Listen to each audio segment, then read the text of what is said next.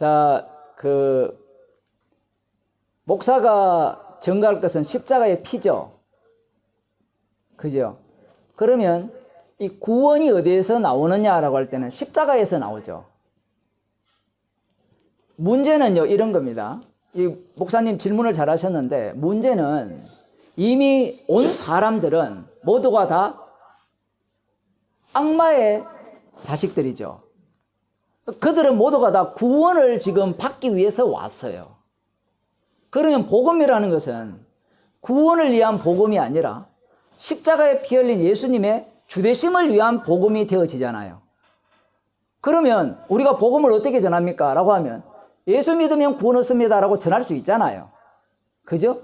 얼마든지 전할 수 있어요. 그런데 예수 믿으면, 주 예수를 믿으면 구원을 얻는다는 그 말씀 속에서 이미 무엇이 담겨 있느냐라고 할 때는 주라는 이름이 들어가 있잖아요. 주라는 호칭.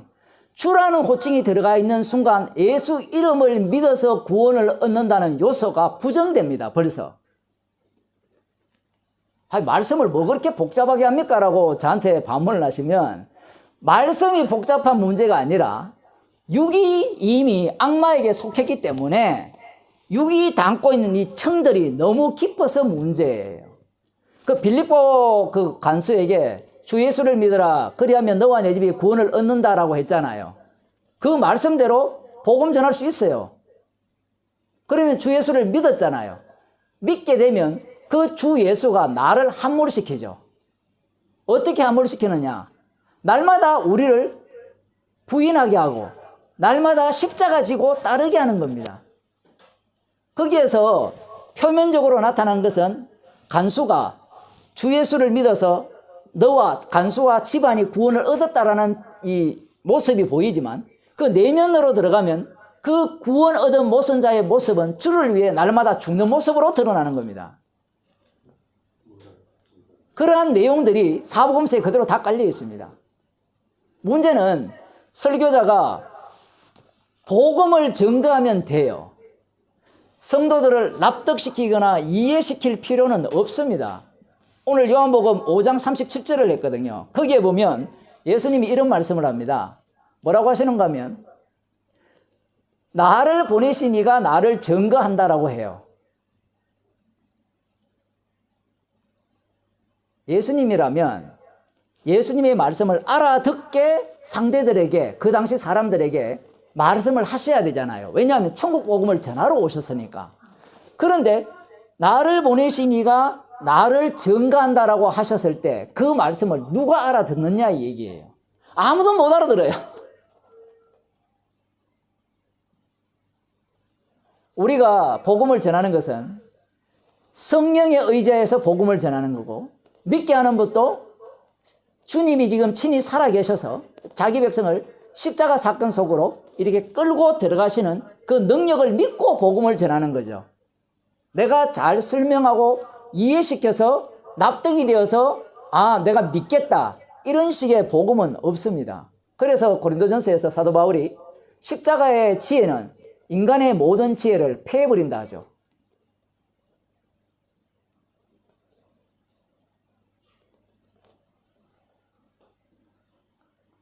아까 제가 에스겔 8장을 읽었잖아요. 이걸 갖고 설교를 한다면 교인들에게, 자, 이들 그 70 장로들과 이 단무서를 위하여 애곡하는 이들과 우리가 같습니까 다릅니까 물으면 교인들이 뭐라고 하겠어요?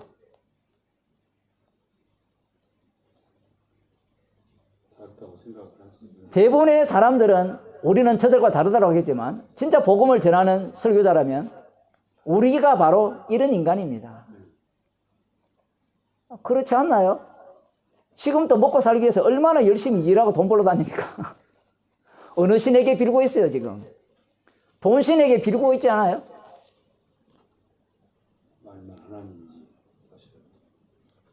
그렇죠. 나를 위한 예수님이죠.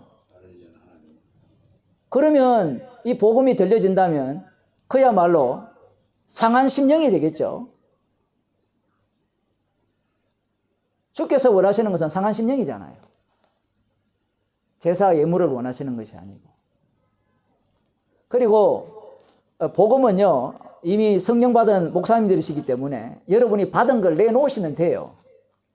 우리는 자꾸 이런 생각을 할 수 있어요. 이 세상 악마의 교육을 받았기 때문에 내가 하는 설교를 저들이 이해해야 되고 납득해야 되고 받아들여야 되고 수긍이 돼야 된다고 생각하지만 성경의 모든 말씀은 납득되고 수긍 자체가 안 돼요. 우리가 에스겔 그 8장을 볼 때 우리들이야 납득이 되죠. 근데 그곳에서 성전에서 우상 숭배하는 자들은 에스겔이 납득이 안 돼요. 저 미친놈입니다. 에스겔이 납득이 안 되는 거예요. 그들 입장에서는. 아합의 입장에서는 미가야가 납득이 안 돼요.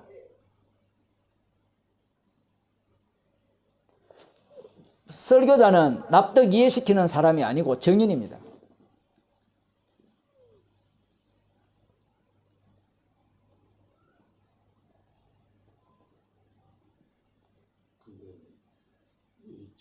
마이크를 켰어요. 납득 이해시킨다는 말이 구별이 쉽지 않다.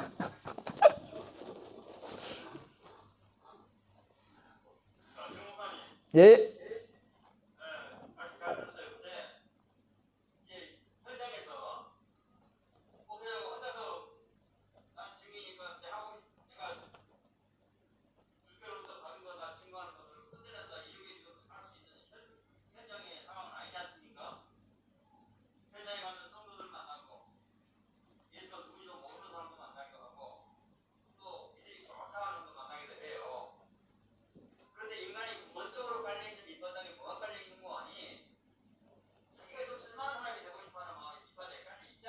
예.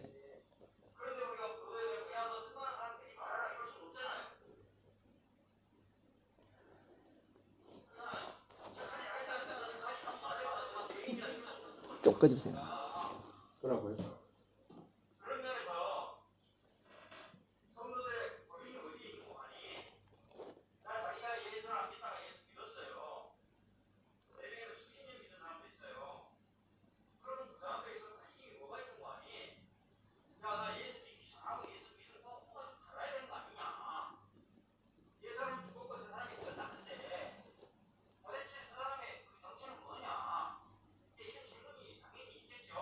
그렇죠.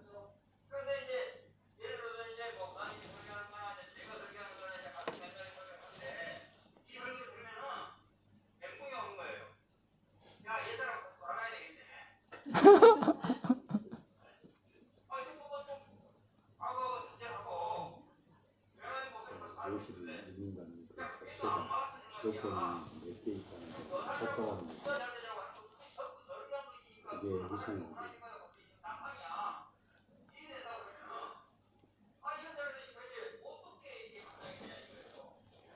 예수님께서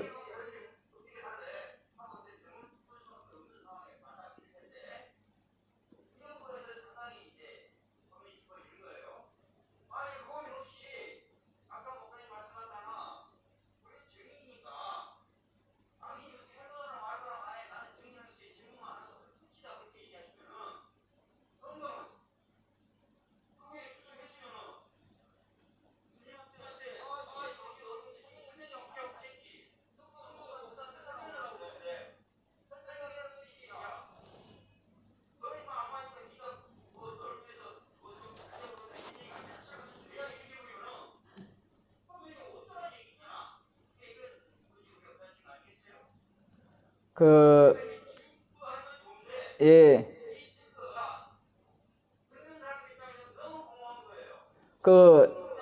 왜 공허할까요?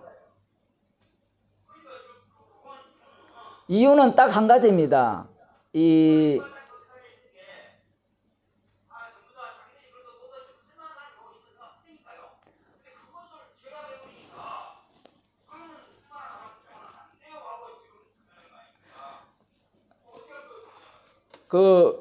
생각하는 자체가 선악과를 따먹기 때문에 생각을 하게 되고, 선악과를 따먹은 인간들은 선악을 구분하려고 하죠. 그런데 성령을 받게 되면 어떤 현상이 일어나느냐 할 때는 나의 어떠한 선택도 십자가 앞에서는 죄라는 것으로 알게 되어집니다. 이렇게 말하면 우리 목사님의 그 질문을 제가 이해는 합니다. 못 알아듣죠, 상대가. 왜냐하면 상대가 생각하는 선과 악의 기준은 바리새인적 기준이죠. 말씀대로 사는 거냐 살지 않는 거냐, 아까 제가 문제점을 제시한 C.S. 루이스처럼 예수 믿기 전과 믿은 후에 어떤 변화가 있어야 되느냐라고 할 때는 믿기 전에는 예를 들어 술 먹고 지 마음대로 살다가 믿은 이후에는 아침마다 일어나서 성경을 묵상하고 기도하고 그리고 이 화도 좀 덜 내고 그러한 삶을 사는 것이야말로 변화된 모습이지 않느냐라고 사람들이 생각을 하죠. 그것은 교회 오기 전부터 그들이 갖고 있는 답이에요. 그것은 성령 안 받아도 갖고 있는 답이에요. 예수 안 믿는 사람들한테 물어보세요. 예수 믿고 난 뒤에 우리의 삶이 어떠해야 되냐라고 물으면 반드시 어떤 식으로 대답하는가 하면 선악구조로 대답하는데 그 선악구조의 대답의 특징은 다 율법적이에요. 바리새인적이란 말이에요. 이야기하면. 그러면 이전에 나는 바리새인이 아니었는데 달리 말하면 세리와 창기였는데 이제는 나는 바리새인처럼 살고 싶다라는 거거든요. 그것이야말로 이 변화된 모습이라 이렇게밖에 알지 못합니다. 사람들은. 그럼 목사는 뭘 이야기해야 되느냐 할 때는 그 자체가 바로 십자가를 알지 못하는 십자가의 원수짓이라는 거예요. 왜냐하면 어릴 때부터 율법의 의로는 흠이 없이 살은 그가 바로 예수님을 살해하고 핍박하는 자였습니다. 그걸 어떻게 이해합니까? 라고 물으신다면 이해로 될 것 같으면 다 이해시키고 설득시키겠죠. 문제는 아까 목사님 말씀하신 바와 같이 그들이 멘붕이 오겠죠. 멘붕이 와야 되죠. 그들이 뭐라고 멘붕이 안 돼야 돼요? 자기들이 무너져야 돼요. 내가 알고 있는 것이 다르구나. 그 다음 만일에 주께서 알게 하시면 이게 엉터리구나. 이게 뭐지? 도대체 목사님이 말씀하시는 선악 기준과 우리가 생각하는 선악이 뭐가 다르지? 이렇게 들어와야 되는데 인간들은 근본적으로 자기를 위해서 예수를 찾기 때문에 유사성도가 많죠. 그러니까 진짜 목사님 말씀이 무엇을 전하고자 하는 데는 별로 관심이 없어요. 자기가 이해하는 바대로 무조건 밀고 나가려고 하죠.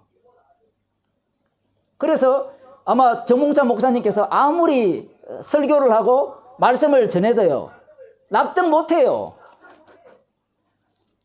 그거 좀 꺼주세요. 제가 말할 때. 이해가 되는 게 아니에요. 복음 자체가. 왜냐하면 성령이라는 것은 사람의 그 지혜를 완전히 날려버리거든요.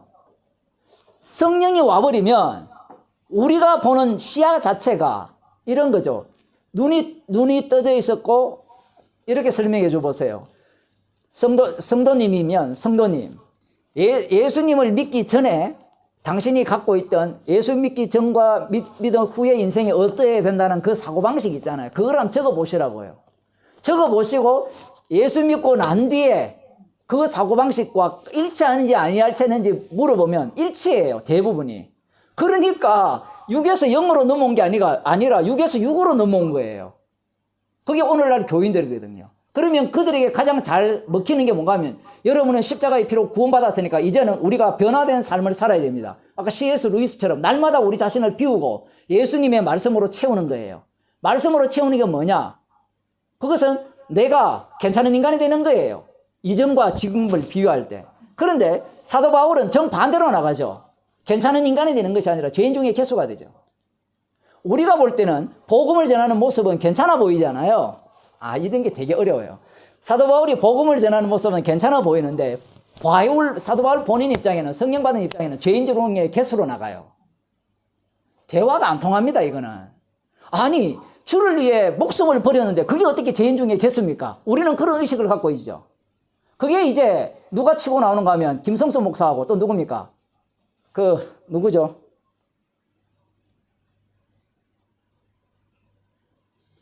이장구 목사입니까? 그 사람도 비슷한데 그 정도까지. 그 사람은 직구도 없어요.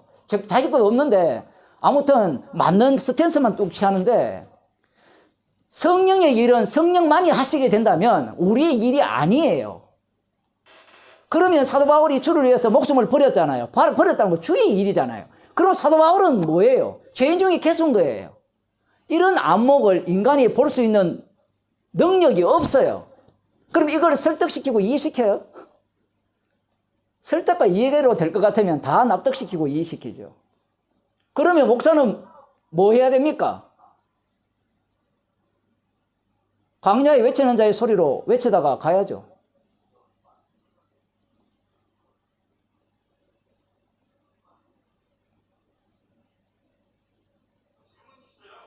예.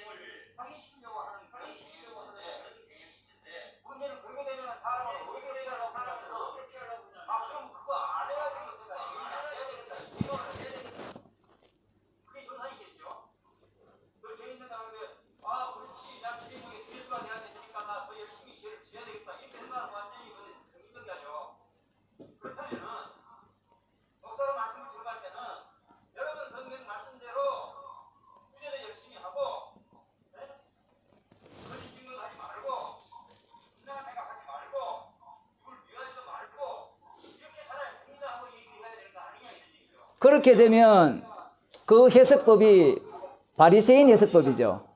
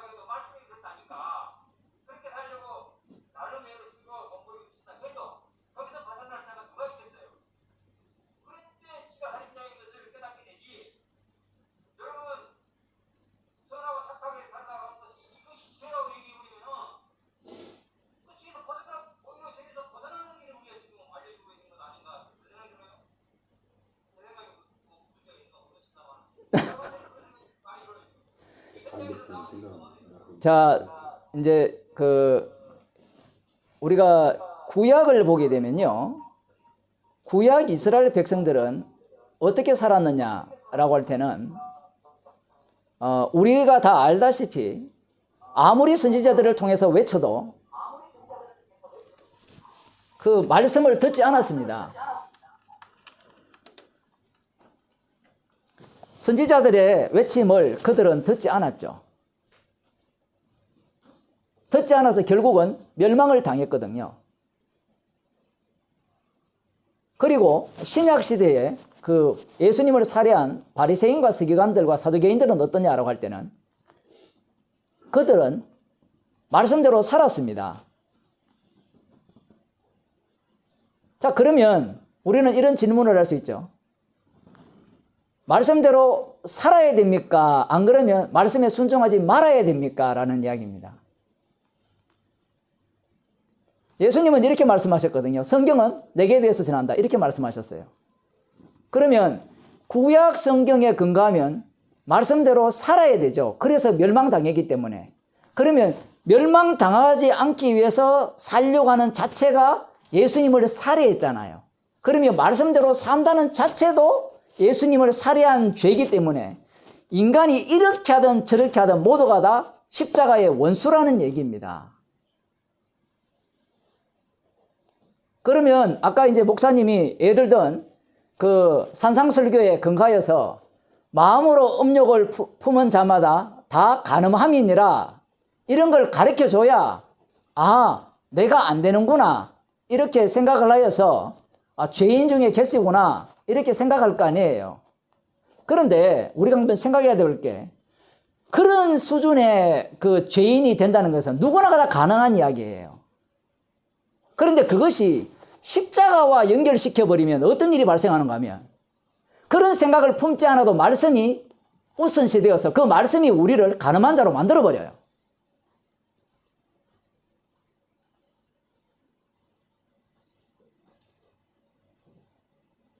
이게 너무 어렵죠.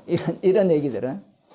그러면 이제 그걸 누가 알아듣느냐라고 하겠지만 어차피 복음은요, 알아들을 인간은 없습니다. 근본적으로. 그럼 누구만 알아듣습니까? 할 때는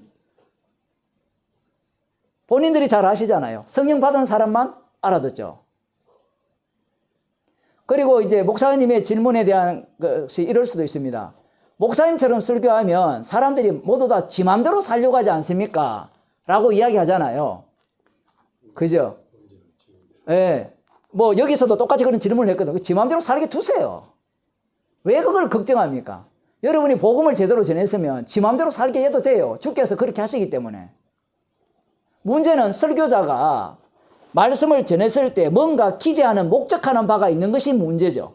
내가 설교를 했다면 저들이 이러해야 될 것인데 방금 이제 그러한 교인들이 와서 하는 말이 목사님 그러면 내 마음대로 살아도 되겠네요. 이렇게 만일에 오잖아요. 만일에 저한테 왔다면 네 마음대로 사세요.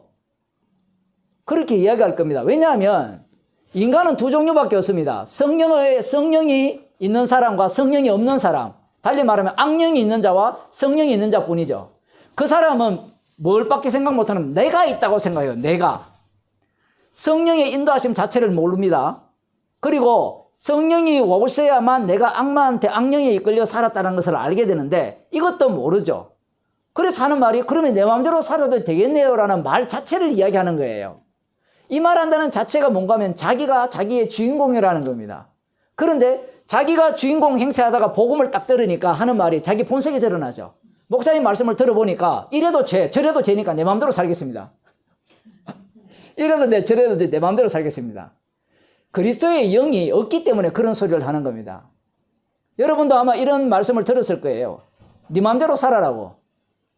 네 마음대로 살아라는 말이 두 종류가 있죠. 성도가 네 마음대로 살아라 했을 때는 이미 영이 들어왔기 때문에 네 마음대로 살 게 있습니까? 없습니까? 없죠. 모든 것이 성령 인도하심을 따라 사는 겁니다. 그러면 성령이 없는 자에게 네 마음대로 살아라 하면 뭐라고 하는 겁니까? 내 마음대로 살겠다 이야기예요. 그러면 그는 처음부터 성령이 없었기 때문에 악마의 인도함을 받고 산 거예요. 우리가 알아야 되는 것은 성도가 목사의 설교에서 바뀌는 게 아닙니다. 주님이 친히 일을 하십니다. 지금도. 친히 일을 하세요. 그럼 정인을 왜 세웠느냐라고 하면 정인이 필요 없음을 말씀하기 위해서 목사를 세웠고 정인을 세운 거예요.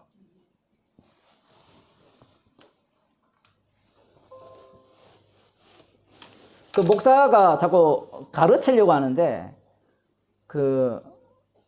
친히 가르치는 분은 따로 계십니다. 그러면 왜 성경 가르치고 당신이 이렇게 말씀을 전하냐 물으시면 나 소용없어요. 아무리 복음 전해도 소용없어요. 일하시는 분이 따로 계시죠. 주님이 일하심을 전가하기 위해서 이 육을 사용하는 겁니다. 이 원리를 목사가 알고 있어야 되죠. 그래서 사람들이 이런 생각을 하잖아요. 아까 아침에도 김성수 목사 언급을 했지만 정말 말씀대로 잘 풀어서 이렇게 해석해주면 저 사람이 구원을 얻을 수 있을 것이라는 이런 생각 자체가 무엇을 공격하는 겁니까? 십자가의 완료성을 공격해버리죠. 자기가 일을 하는 거예요. 주의 일을. 성경을 잘 풀어내면 주님의 뜻을 알 수 있다는 자체가 성령을 멸시하는 겁니다. 당신은 그러면 신비주의를 이야기하는 겁니까? 원래 기독교가 신비주의예요. 기독교 자체가 신비주의입니다. 왜냐하면 영에 의해서 영으로 가기 때문에 그래요. 그러면 말씀이 필요 없습니까? 말씀이 필요 있죠. 말씀이 개입되어 버리면 나를 위한 거냐? 안 그러면 주님을 위한 것인가가 확 구분되기 때문에 그래요. 아까 그런 어떤 교인들에게 목사님이 어떤 말씀을 해 주셔도요, 답이 안 돼요.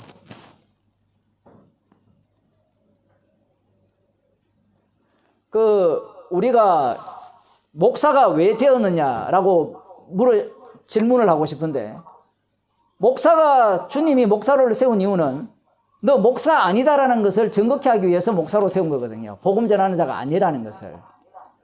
근데 우리가 목사가 되는 순간 교회가 있고 아까 현장이 있고 각 사람들의 다양성을 가진 사람들이 존재할 때 그들을 우리가 섬겨야 되지 않습니까? 라는 생각을 갖고 있단 말이에요. 왜 그런 생각을 갖고 있는가 하면 세뇌 교육을 받아서 그래요. 주님이 자기 백성을 섬기지 누가 누구를 섬깁니까? 그럼 목사가 봉사할 일은 하나님의 피로 사신 교회를 치라 했으니까 그 피를 고수하는 곳이죠. 그 주님과 직접 연결된 그 고리, 그 피로 연결된 것들을 끊임없이 지속시키는 게 교회잖아요. 그 역할로 이 목사가 부름을 받은 겁니다. 그러니까 목회 안 됩니다. 복음 제대로 전하면.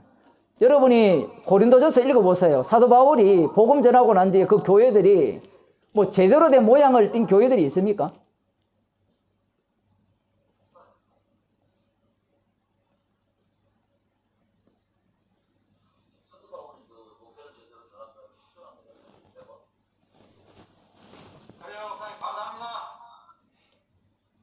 예.